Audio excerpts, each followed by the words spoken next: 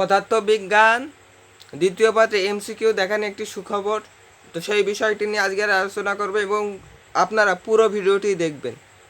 তো এমসিকিউটি মূলত পুরো আপনাদের একটা ম্যাশিংয়ের মাধ্যমে দেখা হয়।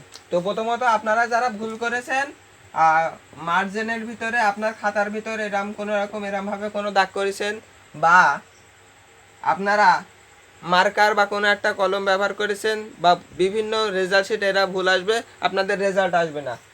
এবং দ্বিতীয়, আপনাদের 6, 7, 8, 9 পেলেও কি পাস করাবে, এই বিষয় নিয়ে কী বলছে। তো আপনাদের প্রথমত আমি বলছি, একটা বিষয় বুঝে নিন। 4th সাবজেক্টে যদি আপনি A+ পান তাহলে আপনারা 5 পয়েন্ট আসছে। আপনারা কত আসছে? A+ 5 পয়েন্ট, এবং এ গ্রেডে 4, A- 3, এবং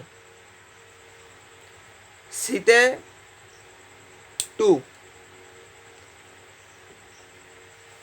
তো এবার আপনার যে 6, 7, 8 পেয়েছেন এমসিকিউতে, তো এই এমসিকিউতে কিভাবে পাস করাবে যদি ফেল আসে? তো আপনি যে ধরেন 4th সাবজেক্টে ধরেন